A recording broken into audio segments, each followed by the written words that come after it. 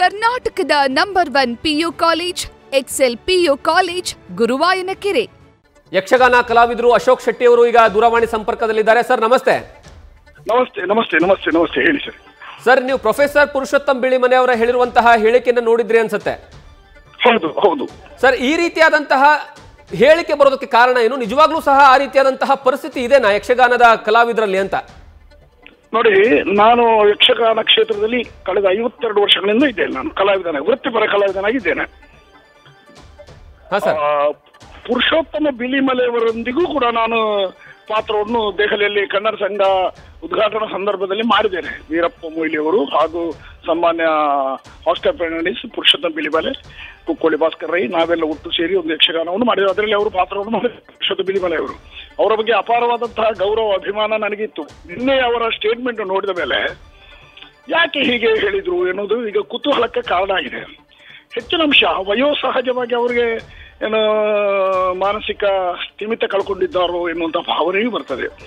ಯಕ್ಷಗಾನ ಕ್ಷೇತ್ರದಲ್ಲಿ ಅಂತಹ ಘಟನೆಗಳು ಆದದ್ದು ನನ್ನ ಅನುಭವಕ್ಕೆ ಬಂದದ್ದಿಲ್ಲ. ಒಂದು ಕಾಲದಲ್ಲಿ ಏನಾದರೂ ಒಪ್ಪು ತಪ್ಪುಗಳು ಆಗಿರಬಹುದು, ಆ ಕಾಲದಲ್ಲಿ ಪರಿಸ್ಥಿತಿ ಏನೋ ಇದ್ದಿರಬಹುದು.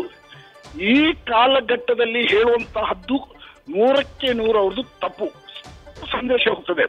ಕಲಾವಿದರಂದ್ರೆ ನಾವು ಒಂದು ರೀತಿಯ ಸಮಾಜದ ಸೇವಕರಂತೆ, ಸಮಾಜ ಸೇವಕರಂತೆ. ನಾವು ಸಂಬಳವನ್ನು ಪಡೆಯೋದಿಲ್ಲ, ಸಂಭಾವನೆ ಮೂಲಕ ಜೀವನ ಮಾಡುವ ಕಲಾವಿದರು. ನಾವು ವೃತ್ತಿಪರ ಕಲಾವಿದರಾಗಿದ್ದೇವೆ. ಇಲ್ಲ ಸಲ್ಲದ ಇಂತಹ ಗಂಭೀರ ಆರೋಪವನ್ನು ಮಾಡುತ್ತಾ ಕಲಾ ಕ್ಷೇತ್ರಕ್ಕೆ ಇವರು ಅಪಚಾರವನ್ನು ಮಾಡಿದ್ರು. ಅವರೊಬ್ಬರು ಉದ್ಯಮ ಸಾಹಿತಿ, ಲೇಖಕರು. ಅವ್ರು ಹೇಳುವಂತಹ ಅವಶ್ಯಕತೆ ಯಾವುದೇ ಕಾರಣಕ್ಕೂ ಕಾಣ್ತಾ ಇಲ್ಲ. ಸುಮ್ಮನೆ ಈ ಒಂದು ನನ್ನ ಅನಿಸಿಕೆ ಪ್ರಕಾರ ಈಗ ಅನಿಸ್ತದೆ, ಒಂದು ಸಂದರ್ಭದಲ್ಲಿ ಅವರು ಹಿಂದೂ ಧರ್ಮವನ್ನು ವಿರೋಧಿಸುವಂತ ಹೇಳಿಕೆಯನ್ನು ಈ ಮೊದಲು ಕೊಟ್ಟವರಿದ್ದಾರೆ. ಓದಿದ ತುಂಬಾ ನೆನಪಿದೆ.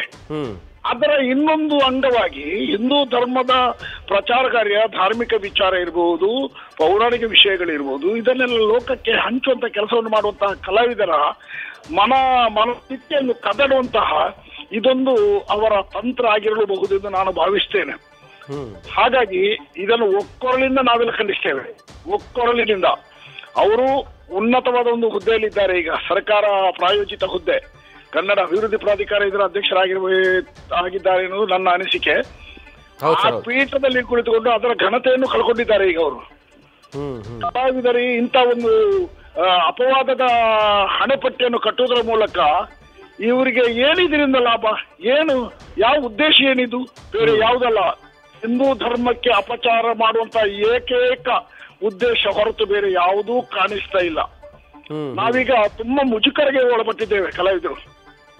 ಅದೆಲ್ಲ ಸಾರ್ವಜನಿಕರ ಮುಂದೆ ಹೋಗುವ ಕಲಾವಿದರು.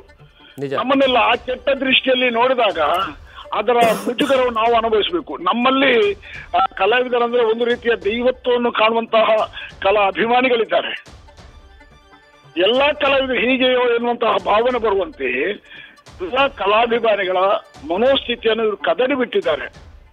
ನಾನು ಹೇಳೋದು, ಅವರು ಬೇಷತ್ವದಿಂದ ಕ್ಷಮೆ ಕೇಳಬೇಕು ಅಂತೆ. ಇಲ್ಲ, ಅವರನ್ನು ಸರ್ಕಾರ, ಒಂದು ಜವಾಬ್ದಾರಿ ಉಳ್ಳಂತಹ ಸರ್ಕಾರ ಅವರನ್ನ ಪದವಿಯಿಂದ ಕೆಳಗಿಳಿಸಲೇಬೇಕು. ಅಷ್ಟು ನೋವಾಗ್ತಾ ಇದೆ ಮನಸ್ಸಿಗೆ, ಅಷ್ಟು ನೋವಾಗ್ತಾ ಇದೆ.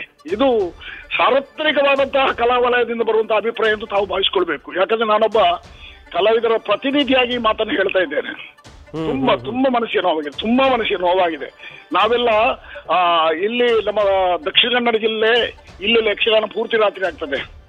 ನಾವು ಮನೆ ಮಠವನ್ನು ಕಳ್ಕೊಂಡು ರಾತ್ರಿ ಹೊತ್ತು ಬಂದು ಇದರಲ್ಲಿ ಭಾಗವಹಿಸಿ ಕಲಾಭಿಮಾನಿಗಳ ಮುಂದೆ ನಾವು ಪ್ರದರ್ಶನ ನೀಡಿ ಮನೆಗೆ ಹೋಗ್ತೇವೆ. ಈಗ ಯಾರು ಬೇರೆ ಇನ್ನೊಬ್ಬರ ಮನೆಯಲ್ಲಿ ಉಳ್ಕೊಳ್ಳುವುದು ಅಲ್ಲ, ಬೇರೆ ವ್ಯವಸ್ಥೆಗಳಿಲ್ಲ. ಎಲ್ಲರೂ ಅವರವರ ಮನೆಗೆ ಹೋಗ್ತಾರೆ. ಹೀಗಿರುವಾಗ ಈಗ ಹೇಳುವಂತ ಅನಿವಾರ್ಯತೆ ಇವರಿಗೆ ಏನಿತ್ತು? ಉದ್ದೇಶ ಏನಿದೆ? ಒಟ್ಟು ಇದನ್ನು ಒಂದು ಕಲುಷಿತ ಮಾಡುವಂತ ಉದ್ದೇಶ ಹೊರತು ಬೇರೆ ಏನು ಕಾಣಿಸ್ತಿಲ್ಲ. ದಯವಿಟ್ಟು ಪುರುಷೋತ್ತಮ ಬಿಳಿಮಲೆಯವರ ಬಗ್ಗೆ ನನಗೆ ಅಪಾರವಾದಂತಹ ಅಭಿಮಾನ, ಗೌರವ ಇತ್ತು, ಈಗಲಿದೆ. ಅವರು ಹೇಳಿದಂತಹ ಹೇಳಿಕೆಗಳನ್ನು ಹಿಂದಕ್ಕೆ ಪಡಿಬೇಕು, ಕ್ಷಮಾಯಾಚನೆ ಮಾಡಬೇಕು. ಇಲ್ಲದಿದ್ರೆ ಪದವಿ ತ್ಯಾಗ ಮಾಡಬೇಕು. ಮುಂದಿನ ಏನಾದರೂ ಅನಪೇಕ್ಷಿತ ಘಟನೆಗಳು ಕಲಾ ವಲಯದಿಂದ ಬಂದ್ರೆ ಅದನ್ನು ಎದುರಿಸಕ್ಕೆ ಅವರು ಸಿದ್ಧರಾಗಿರ್ಬೇಕು. ಇಷ್ಟೇ ನಮ್ಮ ಒಂದು ಅನಿಸಿಕೆ ಸರ್.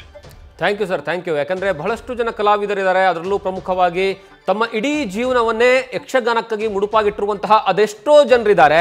ಅಂತಹ ಎಲ್ಲರನ್ನ ಒಂದೇ ತಕ್ಕಡಿಯಲ್ಲಾಗಿ ಈ ರೀತಿಯಾಗಿ ಹೇಳಿರುವಂತಹ ಹೇಳಿಕೆ ಬಹಳಷ್ಟು ಖಂಡನೀಯ. ನ್ಯೂಸ್ ಫಸ್ಟ್ ನಿರ್ಭೀತಿಯಿಂದ ನಿಮ್ಮ ಪರವಾಗಿ.